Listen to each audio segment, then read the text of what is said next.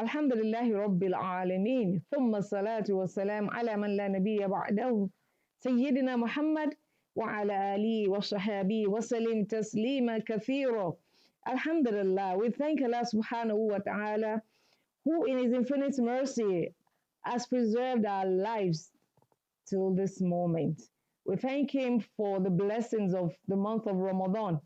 We thank him for making it possible for us to come back again for another episode on Women's Angle on Sahur Live.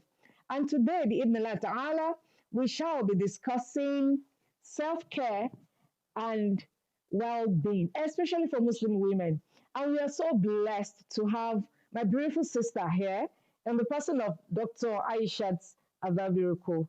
Welcome, ma. She's the CEO of Master Coach Hub. So, ma, yes, it's Ramadan, and I can see you glowing. Alhamdulillah. I can say, I'm sure maybe some self care is really going in there. You tell us what you're doing, Bismillah. So, self care and well being Mm. in general, what does it mean? Or is it an alien term? A'udhu billahi minash shaitanir rajim. Bismillahir rahmanir rahim. Assalamu alaikum, dear viewers. Ramadan Mubarak. And it's a pleasure to be here.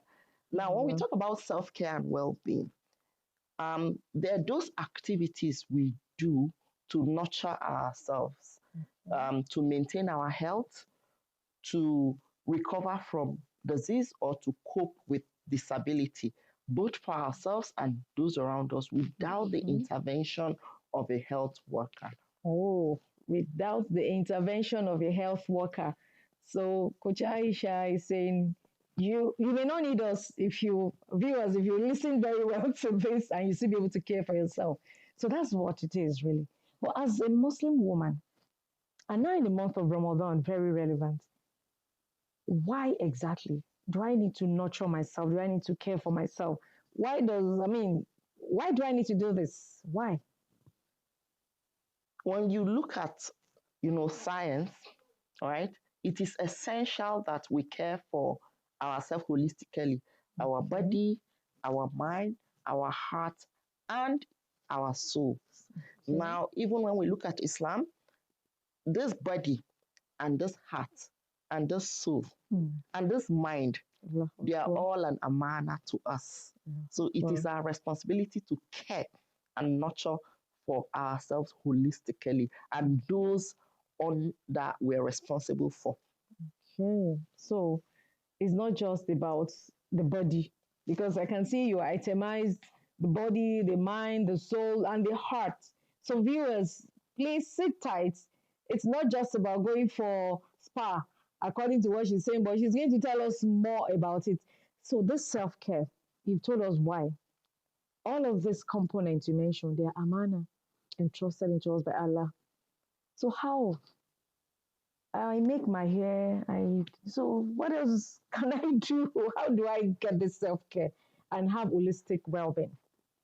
Okay, so there is this term I love to share. It's called New Start. New Start is about caring for ourselves holistically. It starts with nutrition, right? We need to understand our body type, and we need to understand the nutrient to feed our body type.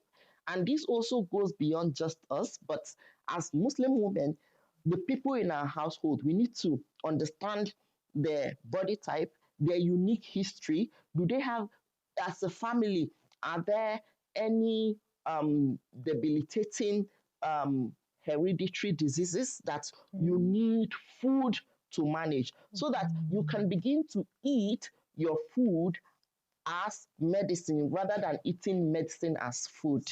So when we optimize and prioritize adequate nutrition, we reduce, the body's decline into disease or disability. Then the next acronym there is E. It stands for exercise. So we need to engage in exercise. Once again, we need to know our history, our body type, to be able to engage in the kind of exercise that will optimize our mental and physical health. We even have from the Sirah, where Rasul would raise with our mother, Aisha radiallahu anha. And so even Rasul himself understood the importance of exercise. And this also goes beyond just exercising the body, but also the social aspect of it, right? Now we have the W there is water. We need to take adequate liquid because our body itself is made up of about 70% liquid. So we need to optimize the liquid that we take in. Then we have the S. The S there is for sunshine. We need to go out into the sun every day to get vitamin D. Then we have the T, which is temperaments. So this is where the optimizing our emotional and mental health comes in. We need to learn how to regulate our emotions. And by doing this, we improve our emotional resilience and emotional intelligence. Because whatever affects the mind affects the body. Once individuals are able to, prioritize their mental health, they reduce their risk for diseases like high blood pressure because it can be comorbid. One can lead to the other. An individual's inability to manage anger adequately can lead them to develop heart problems from research.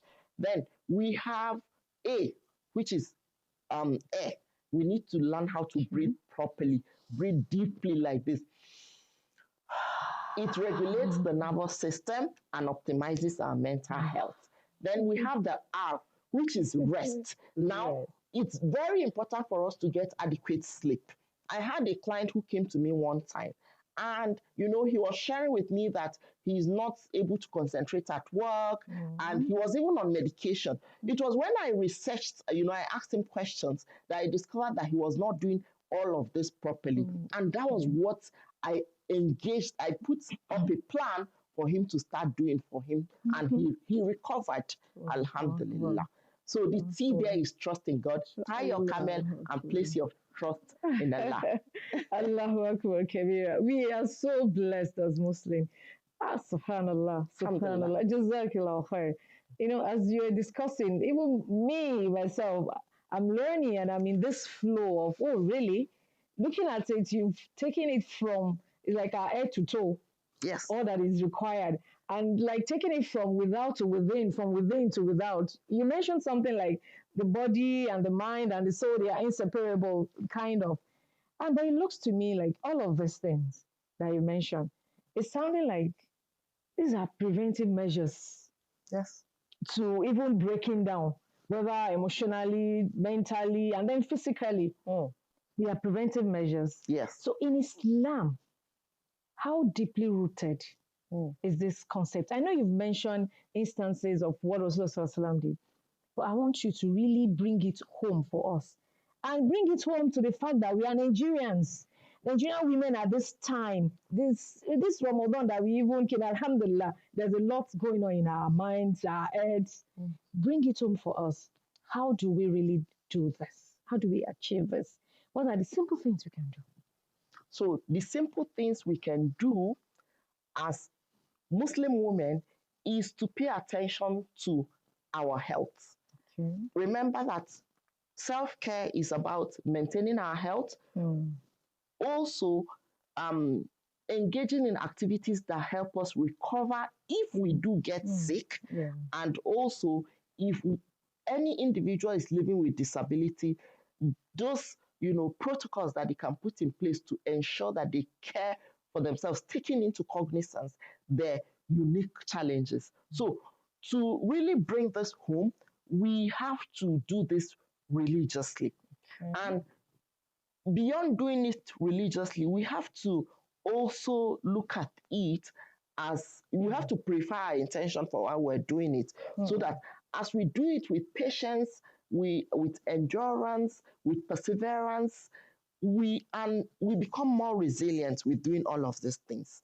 And we also gain the reward for doing them for ourselves and for those who were responsible for. This thing you mentioned, that we also gain reward for taking care of myself, taking care of my soul, reminds me of the narration of Rasul Sallallahu Alaihi Wasallam when a man was like, okay, even it was talking to them that even when you meet with your wives, that you earn reward, and they were amazed, like, but we're enjoying ourselves. And he told them, what if you've done it in the wrong way? Then you're also going to earn the punishment. So if you do it the right way, like you've told us now, whatever it is we do, and we do it in the right way with the right intention, Allah subhanahu wa ta'ala is really going to reward us. Viewers, I'm sure you're really enjoying this because I am enjoying it. She is giving us words on marble when it comes to self-care and well-being. We're going to continue this segment, but in the meantime, let's go on a short break. And when we come back, we'll continue with this discussion. Wassalamu alaikum wa rahmatullah.